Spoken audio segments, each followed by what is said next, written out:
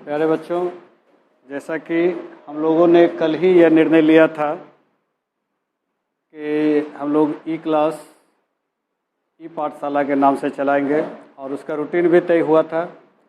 तो कक्षा 10 के लिए आज ई क्लास का पहला सेशन शुरू हो रहा है, जिसमें हम लोग एक नए चैप्टर को लेकर के चलेंगे जिसका नाम है ट्रिगोनोमेट्री। ये 10वीं कक्षा के लिए ये पहला चैप्टर होगा।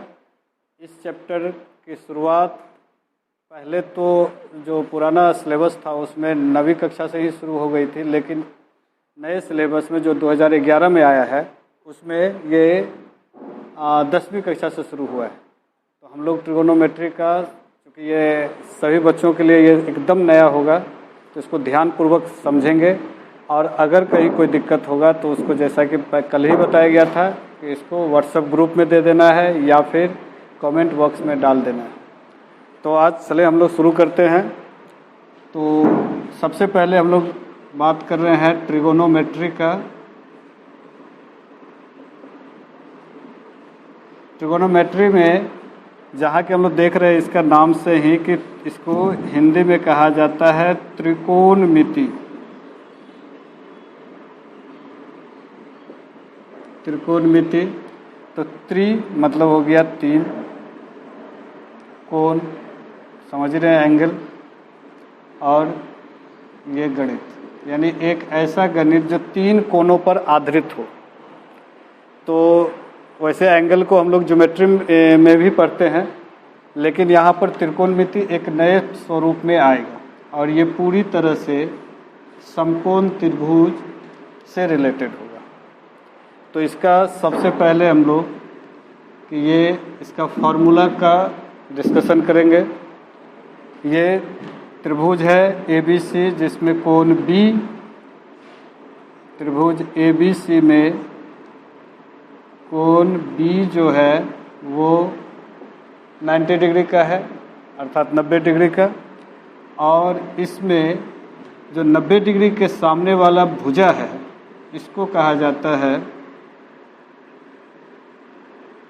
कर्ण, जिसको H से इंडिकेट किया जाता है। H से इंडिकेट किया जाता है, इसको अंग्रेजी में हाइपोटेनस।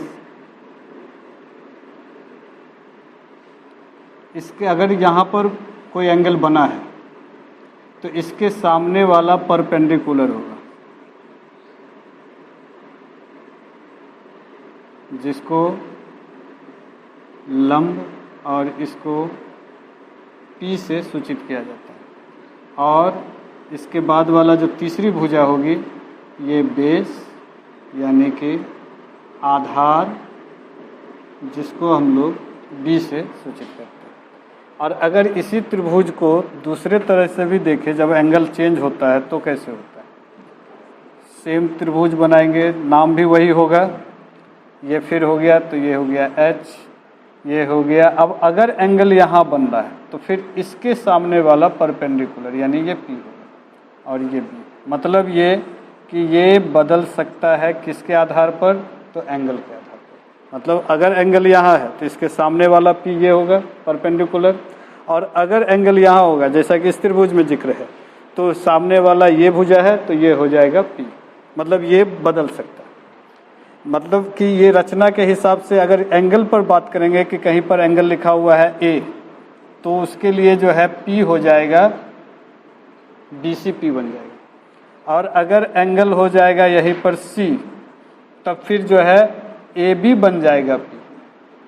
तो ये हम लोग को समझना होगा। तो ये इसके बाद अगर हम लोग देखें कि किस प्रकार से और सब फॉर्मूला बनता है,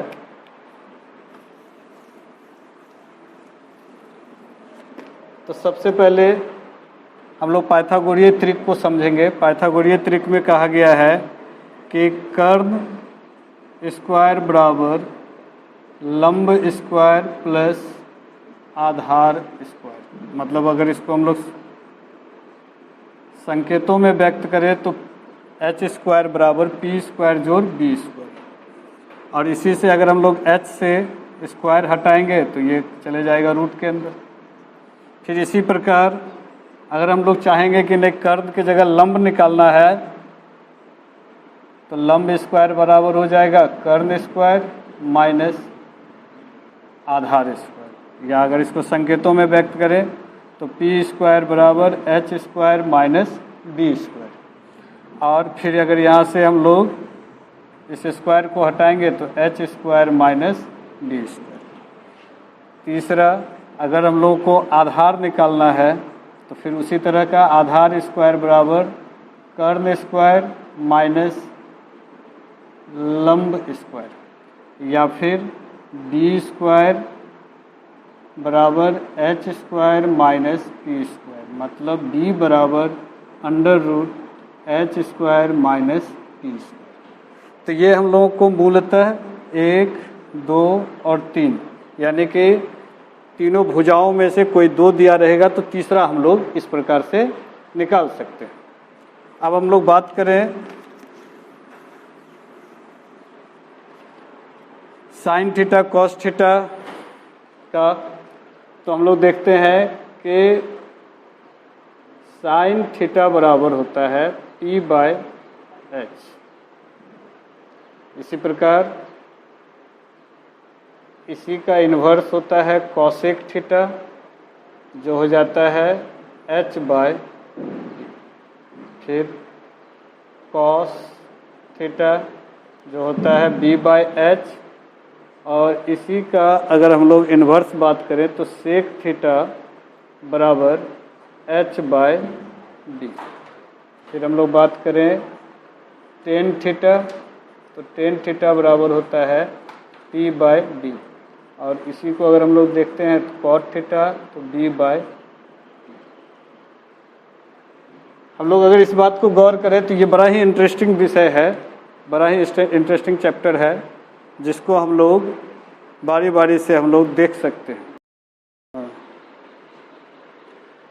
तो सबसे पहले ये बारी बारी से हम लोग को उतार लेना है वो फार्मूला और फिर ये फार्मूला जिस पर हम लोग आधारित 8.1 बनाएंगे, वो केसी सिन्हा से भी बनाएंगे और एनसीईआरटी से भी। दोनों का सॉल्यूशन यहाँ हम करवाएंगे, एक एक सवाल का सॉल्यूशन करवाएंगे। फिर भी अगर कोई दिक्कत हो तो पूछना है। तो जैसा कि आज हम सोच रहे हैं कि 8.1, मेरे विचार से ये शायद उतार लिए होंगे, तो 8.1 का जो चैप्टर है के जो सवाल है वो हम लोग बारी बारी से देखेंगे। ये एनसीईआरटी की किताब है, इसमें एक्सरसाइज 8.1 इसमें पहला सवाल आ रहा है 1 नंबर के लिए कि हो सकता है किसी किसी के पास किताब ना हो, तो सवाल भी हम बोर्ड पे फिलहाल नोट कर रहे हैं कि त्रिभुज ABC में जिसका कोण B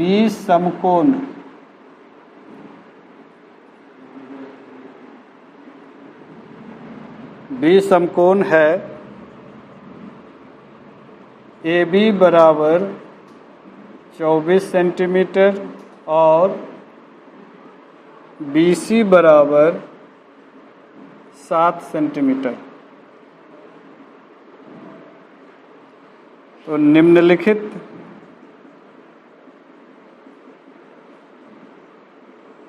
निम्नलिखित का मान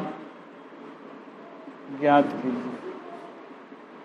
तो सबसे पहले ये है कि किताब अगर नहीं है तो किताब आसपास में किसी के पास होगा जो मैट्रिकुलेशन का इस बार एग्ज़ाम दिया है, उन लोगों से संपर्क करके ले लेना है। अब तो संभव है कि 5-7 दिन के अंदर जो है रिजल्ट भी निकल आएगा, तो बच्चों से संपर्क करना है और उनसे कहना है कि अगर बाद में उनको ज़रूरत होगा तो फिर ले लिया जाएगा, क्योंकि संभव नहीं है कि सब सवाल को लिख करके बनाया जाए। फिर भी तो यहाँ लिखा हुआ है कि त्रिभुज ABC में जिसका कोण B समकोण है, AB 24 सेंटीमीटर, BC 7 सेंटीमीटर, निम्नलिखित का मान ज्ञात करना। एकदम ध्यान रखना है, मेरे विचार से कहीं कोई प्रॉब्लम नहीं आने वाला है। तो सबसे पहले देखें हम लोग कि जो जैसा जैसा कह रहा है वैसा वैसा कह रहा है कि त्रिभुज ए बी सी में, ठीक है, जिसका कोण बी समकोण है। तो हम लोग इसका अर्थ ये तो क्लियर हो गया कि हम लोगों को त्रिभुज ए बी सी बनाना है और उसमें बी जो है समकोण है, मतलब बी यहाँ। अब ए यहाँ दे या यहाँ दे कोई फ़र्क नहीं पड़ता है। तो ए बी और सी, अगर कोई बच्चे यहाँ ए देते हैं यहाँ सी देते हैं तब भी बनेगा जैसा बनेगा। अब इसमें फिर क्या कहा जा रहा है, ए बी बराबर 24 सेंटीमीटर। तो ए बी ये हो गया 24 सेंटीमीटर। फिर क्या कहा जा रहा है, B C 7 centimetre, B C 7 centimetre. तो अब यहाँ पर त्रिभुज में दो भुजा का मान दिया, तो सबसे पहले हम लोगों ने सीखा कि अगर त्रिभुज का दो भुजा का मान दिया रहेगा तो तीसरा भुजा को निकालना है। तो तीसरा भुजा यहाँ क्या है, ए सी, जो समकोण त्रिभुज के सम्मुख भुजा है, मतलब ये क्या है, एच, अर्थात ये कर्ण है। तो हम लोगों ने फॉर्मूला पढ़ा एच निकालने के लिए। तो एच निकालने के लिए कि त्रिभुज लिख लें इसको फिर सॉल्यूशन में कि त्रिभुज ए बी सी में कोण बी बराबर 90 डिग्री, ए बी बराबर 24 सेंटीमीटर, बी सी बराबर 7 सेंटीमीटर। अब हम लोग बात करें क्या कि ए सी का। तो ए सी इक्वल टू कर्ण। तो कर्ण का फॉर्मूला क्या है, तो एच बराबर अंडर रूट पी स्क्वायर जोड़ बी स्क्वायर, जैसा कि हम पहले ही बता चुके हैं ये। तो पी स्क्वायर का अर्थ यहाँ पर हो गया, कोई भी ले सकते ए बी या बी सी, तो ए बी स्क्वायर जोड़ बी सी स्क्वायर। अब ए बी के जगह क्या रखें, तो 24 का स्क्वायर जोड़ 7 का स्क्वायर। अब इसको हम लोग चाहे तो ए सी लिख सकते हैं एच को। अब यहाँ 24 का मतलब हो गया 576 और 7 का स्क्वायर करते हैं तो 49। तो ये टोटल का योग हो गया 625 और इसका वर्गमूल हो गया 25। तो इस तरह से हम लोगों को तीसरी भुजा मिल गया।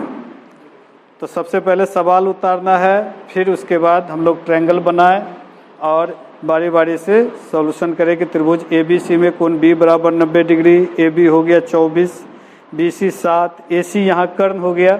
भले ही ये एक लंब भी हो सकता है, ये भी लंब हो सकता है, लेकिन कर्ण निश्चित है।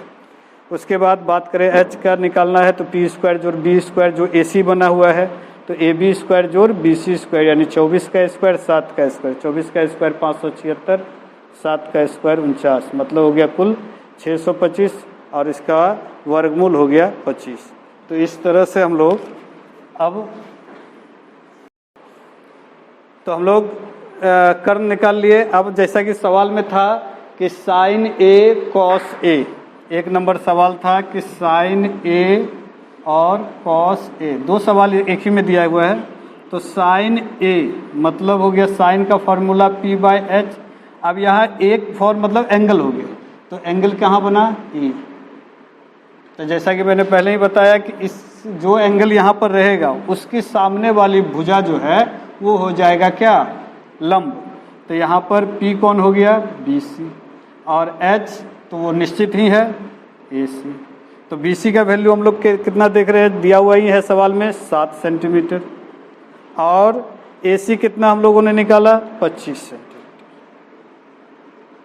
यही हो गया इसका आंसर। बात करें cos A, तो cos का फॉर्मूला B बाय H। तो अब B मतलब क्या हो गया, जब एंगल वही A है तो B कौन हो जाएगा, AB। तो AB बराबर कितना दिया हुआ है, AB, और H फिर वही AC। AB कितना दिया हुआ है, तो 24 सेंटीमीटर और AC 25। तो इस तरह से ये भी हो गया। तो पहला सवाल का सॉल्यूशन बहुत ही आसान है, ज़रा सा ध्यान देंगे तो बन जाएगा, इसमें कहीं से कोई ये परेशान होने की ज़रूरत नहीं है, और ये एकदम प्राइमरी है। इसके बाद इसी में बात करेंगे हम लोग जो सवाल नंबर 2 है, कि सवाल नंबर 2 कह रहा है कि साइन C कॉस C। तो साइन C, तो साइन का फिर वही सूत्र तो वही है P बाय H, इसमें बदलाव नहीं होगा, लेकिन एंगल बदल रहा है इसलिए मान बदलेगा। तो C मतलब यहाँ अब अगर एंगल यहाँ बन रहा है तो P कौन हो जाएगा, AB, AB और H फिर वही निश्चित है। तो AB का वैल्यू कितना है, तो AB का वैल्यू है 24 और AC फिर निश्चित है तो 25। इसी में एक और है कि cos C, तो cos C B/H फिर फॉर्मूला वही है और B मतलब क्या हो गया यहाँ पर BC और H फिर AC यानी 7/25। तो सवाल पर अगर हम लोग सॉल्यूशन पे गौर करें तो समझ में आएगा, जैसा कि पहले ही दो एंगल बना करके हम दिखाए थे कि जैसे ये एंगल बदलेगा तो P और B का मान चेंज होगा, लेकिन H का मान निश्चित रहेगा। तो अगर इसमें फिर भी कहीं दिक्कत होगा तो पूछना है। ये था पहला नंबर का सॉल्यूशन, इसको उतार लेना है।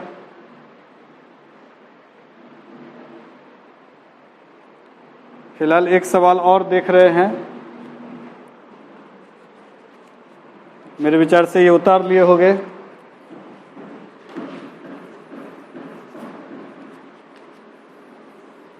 क्योंकि ये ऑनलाइन क्लास है तो इसमें जो है जो वीडियो मिलेगा उसको पॉज कर करके कॉपी पे उतारना है और फिर भी अगर दिक्कत हो तो पूछना है। अब सवाल नंबर 2 इसी में है कि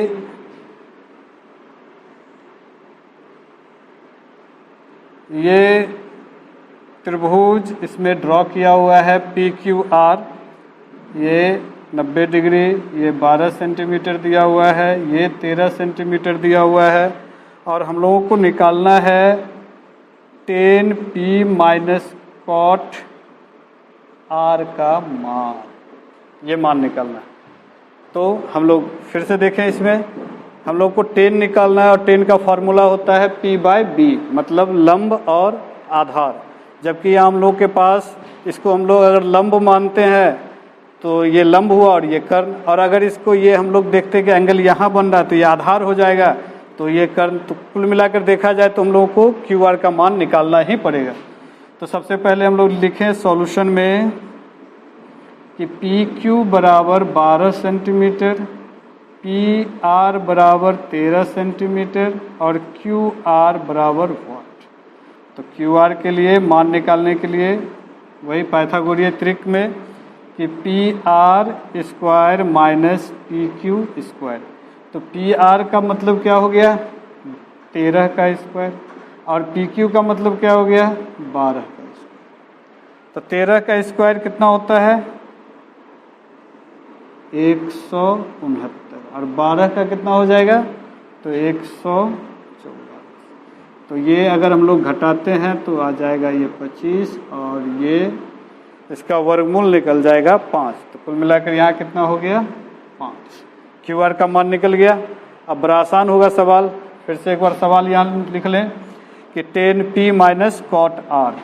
तो 10P माइनस cot R का मान निकालना है। तो 10 का फॉर्मूला क्या होता है P/B, P/B और cot का B/P।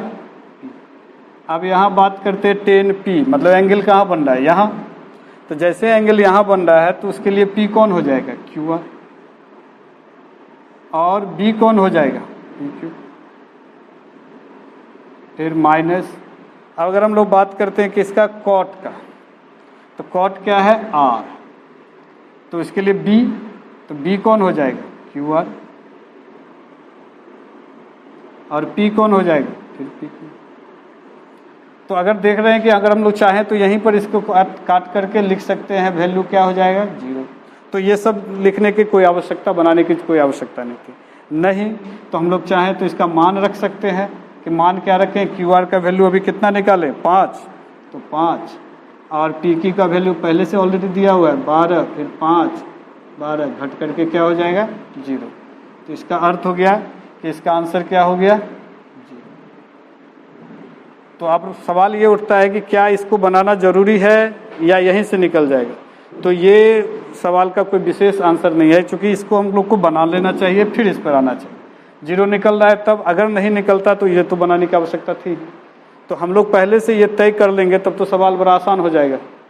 तो ये प्रारंभिक क्लास है, इसमें हम लोग को पूरा एनालिसिस करना होगा। हाँ, यही अगर ऑब्जेक्टिव रहता और हम लोग इस पहले से प्रैक्टिस किए हुए रहते तो डायरेक्ट हम लोग बना करके 0 निकाल सकते थे, लेकिन चूंकि ये तो प्रारंभिक क्लास है, इसमें हम लोग जान ही नहीं रहे थे। जब यहाँ आए तो पता चला कि इसका वैल्यू 0 हो सकता है, तो ये चीज़ को ध्यान देना है, इसको उतार लेना है। इसी तरह से एक बहुत आसान सवाल और है जो कि बन जाएगा, तो हम तीसरा नंबर सवाल है, और तीसरा जैसा है वैसा ही चौथा, पांचवा, मेरे विचार से सातवां, आठवां, सब सवाल एक जैसा है। हम चाहें तो टाइप बता करके ही सॉल्यूशन निकल जाता है, लेकिन हम चूंकि प्रारंभिक क्लास है तो यहाँ परेशानी आएगा, और उसमें भी ऑनलाइन क्लास है, पहली बार कुछ बच्चे इसको ले रहे हैं तो दिक्कत तो आना है। तो इसी दिक्कत को देखते हुए यहाँ पर हम लगातार 3 सवाल का सॉल्यूशन दिए हैं, और ये सॉल्यूशन के बाद देखेंगे कि अगर आवश्यकता होगा तो कल और सारा सवाल का हम सॉल्यूशन देंगे। तो यहाँ पर है सवाल कि यदि साइन a बराबर 3/4 तो आपको वैल्यू निकालना है कॉस a बराबर और tan a बराबर। अब सवाल है कि कॉस a और tan a, तो साइन ये उससे भी आसान है पिछला सवाल से भी, कि साइन a, चूंकि एंगल का कोई परेशानी रहा ही नहीं कि a निकालना है b निकालना है, तो साइन a बराबर 3/4, साइन का मतलब p/h। अब यहाँ p बराबर कितना हो गया 3, h बराबर कितना हो गया 4। अब हम लोग को क्या निकालना है b, तो b के लिए फॉर्मूला पहले से ही बताया गया है, h² - p²। तो h कितना है तो 4 का स्क्वायर, और p कितना है 3 का स्क्वायर। 4 का स्क्वायर मतलब 16, 3 का स्क्वायर का मतलब 9, तो रूट अंडर क्या हो गया 7। बहुत आसान, b का वैल्यू निकल गया। अब हम लोग बात किसका करें, तो सॉल्यूशन का, कि कॉस a, तो कॉस का मतलब b/h। हम लोगों ने निकाला क्या है b कितना हो गया √7, और क्या निकालना है तो दिया हुआ क्या है h कितना दिया हुआ है 4 हो गया। इसी तरह से tan a क्या होता है फॉर्मूला p/b, तो p का मान कितना दिया हुआ है 3, और b का वैल्यू कितना निकाले √7। तो इस तरह से हम लोगों ने देखा कि तीसरा नंबर सवाल इसी, और अगर हम लोग चौथा पर गौर करेंगे सवाल पे तो सेम होगा, पांचवा सेम होगा। तो आज का मैथ क्लास यहीं तक रहेगा, लेकिन इसमें सबसे अधिक करना क्या है होमवर्क के रूप में, कि केसी सिन्हा हो या एनसीईआरटी हो, ये दोनों से 8.1 बनाना है, और जो भी प्रॉब्लम आएगा उसको कल बताना है। वैसे आज हम एनसीईआरटी बताए हैं, लेकिन इसका अर्थ ये नहीं कि केसी सिन्हा नहीं पढ़ना है, केसी सिन्हा को भी देखना है और एनसीईआरटी को। तो यही रह गया आज का होमवर्क, इसको पूरा कर देना। धन्यवाद। जिससे बात किए थे बोला कर देंगे।